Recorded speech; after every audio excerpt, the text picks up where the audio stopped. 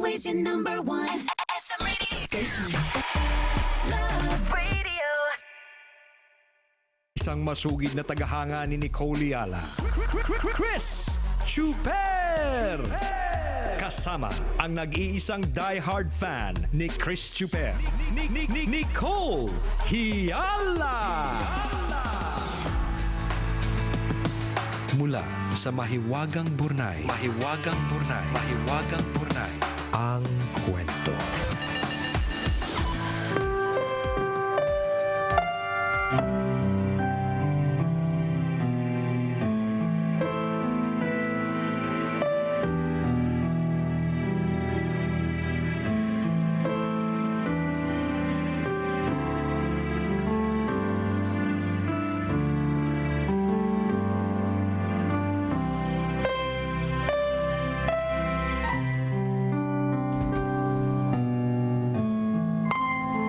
Madalas kong makita ang isang babae sa aking panaginip.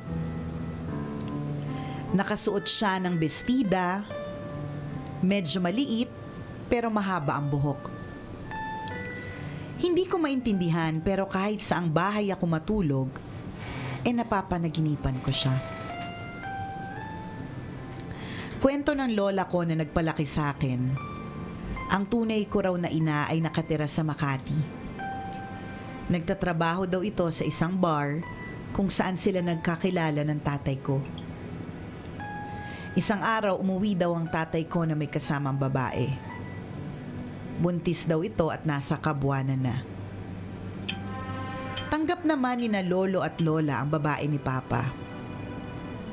Sa katunayan, inalagaan pa nga nila ito hanggang sa makapanganak.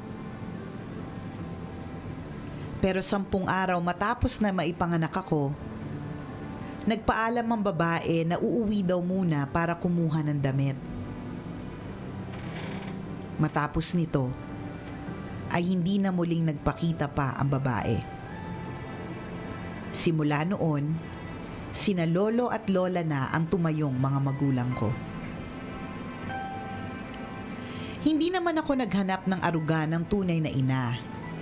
Dahil kay lolo at lola pa lang, punong-puno na ako ng pagmamahal.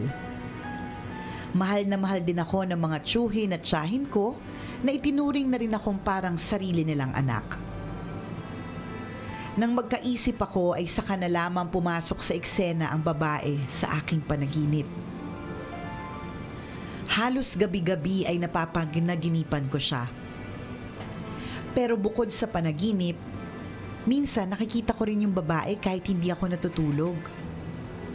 Madalas nakikita ko siya sa tabi ng higaan ko, minsan sa kusina, sa banyo, sa gate namin biglang lilitaw. Nakatayo lamang siya sa sulok at kahit hindi ko siya tinitingnan, ramdam ko na nakatingin siya sa akin. Aaminin ko na natatakot din ako dahil pakiramdam ko, ako lang ang nakakakita sa kanya. Naging palaisipan sa akin kung ano ba ang dahilan ng kanyang pagpaparamdam. Minsan nga ay ginabi ako ng uwi galing sa school dahil sa thesis namin. Medyo madilim yung daan papasok sa lugar namin.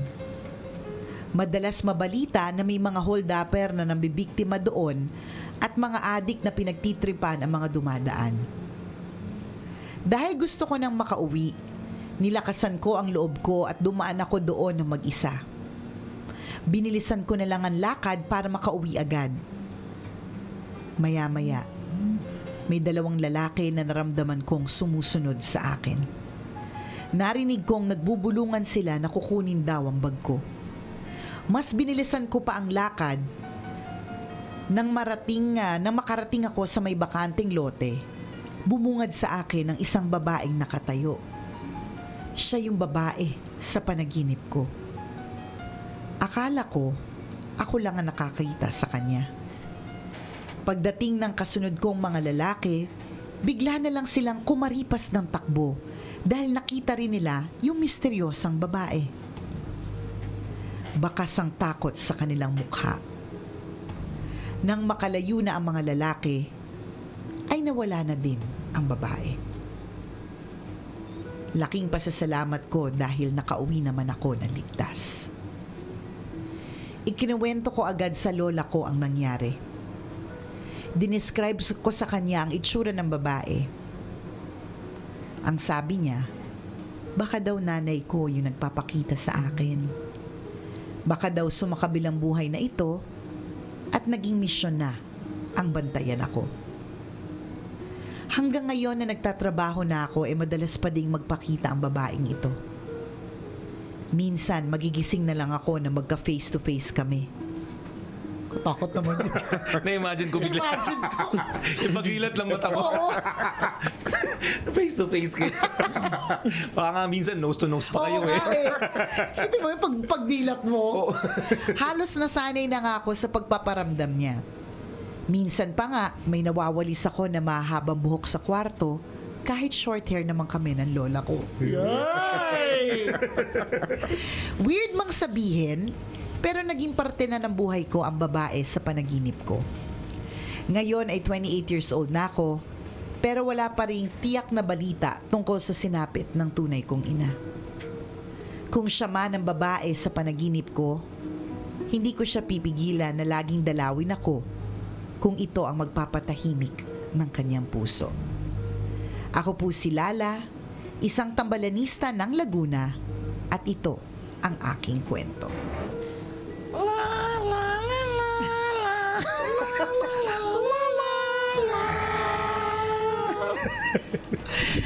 Hay, hindi ko alam kung Oo matatakot nga eh. ako or Or- matutuwa kasi kaya lang medyo nakakatakot din kasi wala namang confirmation eh. Oo. 'Di ba? Kasi pwede kasing bantay. 'Di ba may mga ganun?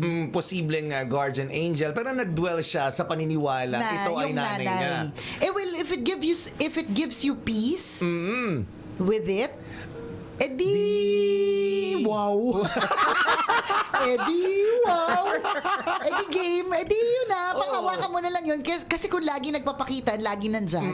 Ibig sabihin, kasi may mga taong ganun na may bantay daw sila na tinatawag. Yung, so, maaaring yan yung bantay mo, yan yung kailangan you have to be at peace with it. Na meron talagang, meron kang kasama. At kung meron ka daw kasama, dapat lagi mo daw parang inaalayan eh. Halimbawa, di ba, kapag kakakain ka, parang, itong parte na to ng pagkain para sa'yo. Parang mga ganun. Sa isip mo, parang may mga ganun daw. Sa bagay, may mga taong naniniwala doon. No, posible din namang stalker mo talaga Pwede siya. din. Matyagang stalker. Grabe naman yung stalker na yun. Pagising mo, face to face kayo. O baka Pambihira. posible din na dahil longing ka sa nanay mo. Pwedeng Baka imagination mo lang. imahinasyon mo lang Illusion. yun. Oo. Pati yung mga snatcher, baka imahinasyon mo lang Oo, yun. correct. Uy, may ganun because the mind is a very powerful medium eh. Napakamakapangyarihan ng utak. Kaya niya mag-create ng ang Ng bagay. image. Oo. Limitless yan ha.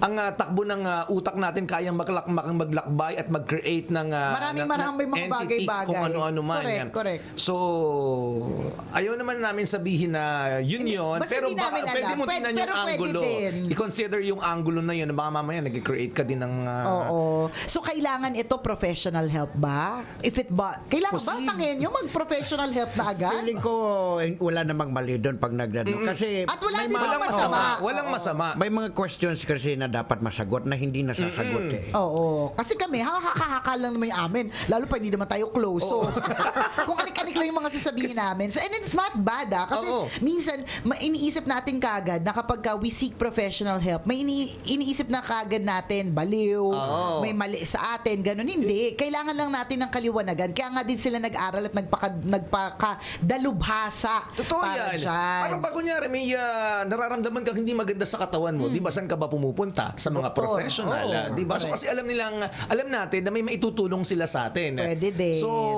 ganun Oo, kasi din. parang hindi naman normal yung Iyo, totoo. nakatingin, naghuhugas ka, nasa may sulok. Di ba parang pagising mo, ang dami buhok. Di ba parang may pa-something dyan, friend. Kailangan correct. mong i-figure out kasi ang question laging hindi nasasagot. Bakit sino siya? Ano siya? Okay siya na kung clear na siya talaga yung Oo, nanay mo. ko to. Okay, Siya yung yun. lola mo nga hindi din Hindi rin baka. sigurado. Baka ang sabi. Correct. So sana nga magpatuloy na harmless itong nakikita mo kasi ang nakakatakot nito baka mamaya sa ngayon harmless pero sa mga darating na panahon ginagambala ka na, Correct. sinasaktan ka na Oo. o isinasama ka na kung Kasi saan lugar. Or yung professional help, meaning pwedeng yun nga sa psychologist para ma-process kasi Or- maring imagination, or yung ano talaga, yung sasamo ng spirits, yung mga ganon, para at least malaman natin kung anong intensyon, 'di ba? Kung bakit nandyan sa tabi mo lagi. Bakit Kasi sa panaginip? oo, bakit pati sa panaginip? Anong intensyon? Bakit? Tsaka bakit ikaw? Bakit sa'yo? Yung Tama, ganon ba? kasi- At kung nanay mo nga yun, para rin matulungan yung nanay mo na makatawid na. Para masabi din sa nanay mo na okay lang ako, malaki na ako, hindi ako galit sa'yo kung iniwan mo man ako dati. Yung ganon ba? Kasi hindi namin alam yung mga sagot sa mga tanong mo, friend. Kasi para sa amin na nakarinig ng kwento mo, hindi kasi normal na alam mong tatlo lang kayo magkakasama sa bahay. Correct. Pero may Tapos- pang-apat laging Oo. dumarating na uninvited. Kaya nga. Kasi yung laging may nakatingin sa'yo, yung nakakalurky na feeling eh. Yung CCTV nga lang, pag nakita mo, napapatingin ka sa kanya eh. Di ba na parang may nagmamasid sa akin, Oo, awkward na. tama. Ito pa talagang literal nakikita ng mga mata mo na nakatingin din siya sa'yo. Paano yan pag na-develop yung relationship nyo, kinakausap mo na. Kaya nga, Tapos oo. nakikita ka sa CCTV. Na may Oo, kausap. ikaw lang mag-isa. Oo. Ay. Trending ka bukas. Ikakalat yan for sure. Oh. Try to seek professional help para magkaroon ng kaliwanagan, Ng closure. kasagutan ang mga tanong Yung mo. mga tanong, oh. Malungkot yan para kung tunay man na ganyan na kailangan kang iwan ng ina mo. Malungkot din yun eh. Kaya alam, minsan yung mga iba ginagawa nila kasi hindi sila handa. Kaya isang paalala muli, bago ka pumunta dyan, sa pupuntahan mong kwarto. At alam mo namang hindi ka pa handa Ay, na alam maging mo, magulang o hindi ka- maging nanay o correct. tatay. Wag na. Kasi Correct. sabihin mo, aksidente lang na nabuntis. Hindi Alam mo yun, sinasadya. nakakainis yung mga na-aksidente tsaka yung di sinasadya. Ano, bigla nalaglag yung Kaya panty? nga. Nagkabanggaan ng Oo. buntis. Diba? Yun yung talagang Dumikit na. Hindi ko talaga mag-gets yung pagrarason na yan. Hindi ko po sinasadya. Aksidente po ang lahat. Ang aksidente po, it happens in a split second. That's an accident. Diba? Aksidente. Kasi hindi mo, yun talaga hindi mo sinasadya. Baka ganun nga nangyari. Ano? Dumikit na. Pagkabanggaan. Oo. Yun yung ano dun eh. Hindi naman pwede yun. Oo. So pag-isipan ng mga bagay-bagay kasi may choice ka sa lahat ng pwedeng mangyari sa'yo. Diba? Mahirap pa maging nanay ha. Ito na lang Oo. kabisyo. Yun nga lang na financially prepared and emotionally prepared for it, nahihirapan. What more Paano pa ikaw? what more ikaw na wala ka pang kaalam-alam tungkol dyan. Tsaka, lalong-lalo pa, halimbawa, i-assess mo din yung jowa mo. Kung nakikita ako, para sa akin, isang malaking bagay, yung kapag ka nakita mong hindi niya mapagamot-gamot yung pimples niya sa mukha. Yung wala siyang pambili ng astringent. Yung ganon. Tapos Tapos alam mo yun? iniiyakan mo ng gano'n, nakafeeling mo hindi ka mabubuhay nang wala siya. At saka magkekemehan kayo. Hindi niya nga mapagamot yung pimples niya. Hindi niya makabili ng deodorant para sa putok Oo. niya, di ba? Hindi nga niya malabhan yung polo niya eh. Kaya nga, ang dumi-dumi ang itim-itim ng ano. Tapos, di ba, bibigay mo na kaagad yung sarili mo. Tapos, yung possibility na maging ina ka ay nandoon. Kasi ginagawa niya yung mga bagay na ganyan. Di ba? Correct. Diba, paano kanya alagaan kung yung pimples niya nga hindi niya magamot? Kung kilikili niya nga hindi mabarla ng Diba? tawas. Hindi niya makabili ng cotton buds, Kaya dumi-dumi na nga nga ng eh. tenga eh. Diba? Tingnan mo din. Pero kung hindi niya kayang magampanan yung mga responsibilidad niya sa sarili pa lang niya, papaano pa yung magiging responsibilidad niya sa'yo kapag nabuo ang pamilya niyo? Kaya nga. O nabuntis ka. At ang diba? laging kawawa dito, yung bata, tingnan mo yung nangyari dito sa nag-PM sa atin, si Lala, 'di ba? Hindi natin alam kung may nagka-problema na sa, hindi naman sinasabi may problema sa pag-iisip, pero naguguluhan siya eh. Sino ba itong babaeng Kasi to? hindi talaga normal. Kasi hindi, kasi ibig sabihin, hindi nagabayan na ng nanay, iniwan eh. Kasi nga yung, Longing siya eh, oo, kasi yung nanay, hindi handa. Oh, ang hirap pag hindi ka handa. Kaya, aral muna, landi later. Oo. Ganon. Dadating ka dyan, alam mo, kabisyo, pag nakagraduate ka na, marami kang oras. Tama. Tsaka pag Sa nakaipon ka, paglandi-landi. madaming aaligid sa'yo. Installment lang muna, tuka-tuka lang. Kaya nga, hindi para sa akin ganun-ganun lang. Kasi when you graduate, alam mo yon, kasi ang responsibility mo makatapos ng pag-aaral. Pag napatapos ka na ng mga magulang mo, responsibilidad mo na dapat yung sarili mo. Tama. Diba? Kasi binigyan ka na ng magulang mo ng mga tools na kailangan mo para tumayo ka sa sarili mong paa. So, Correct. kunting tiis Gamitin mo naman. yun. Di ba kung halimbawa 16 ka ngayon, kating-kati ka na, ano ba girl?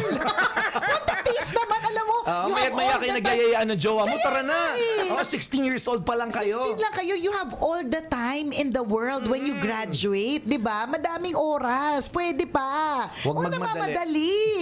Minamadali niyo yung mga bagay-bagay eh. Tsaka mas masarap sa pakiramdam yung natupad Yung mo normal yung, na flow. yung pansarili mong pangarap na makapagtapos sa pag-aaral, magkaroon ng maayos na trabaho, magkaroon ng maayos na negosyo, matulungan ng pamilya mo, di ba? Correct. Makita maayos ang buhay ng nanay at tatay mo. Alam mo, katulad niya ng next time ikwento mo tanghenyo sa tambalan yung parable of the oranges.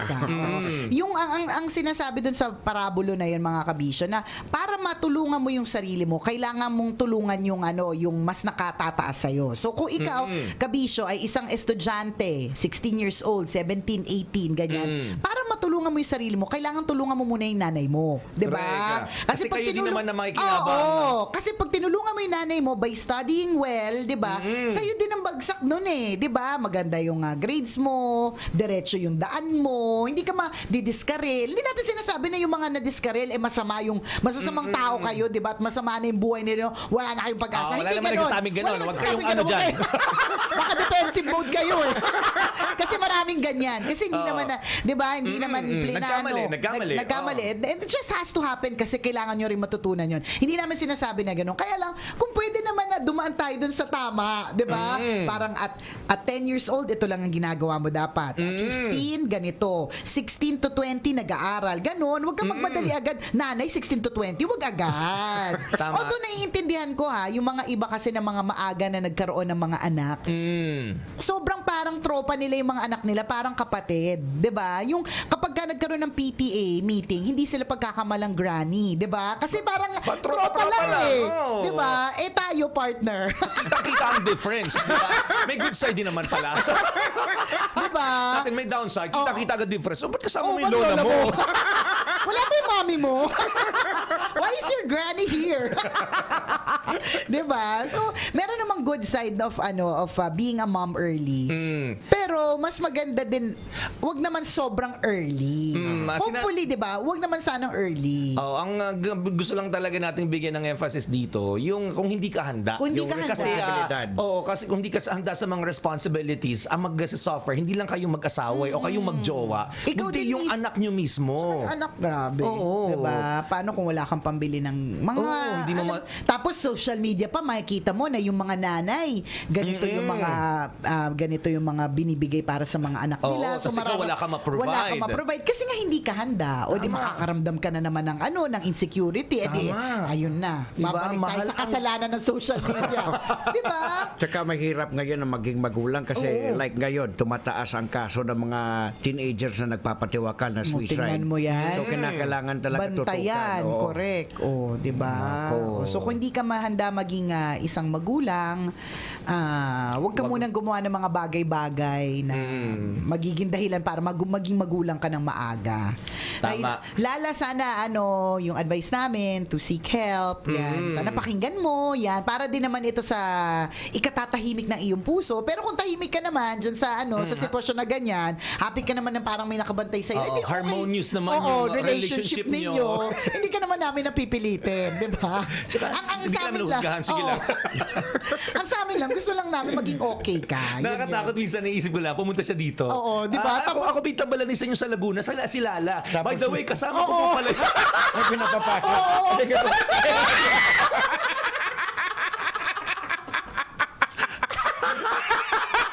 Ang bilis ng imagination ni partner.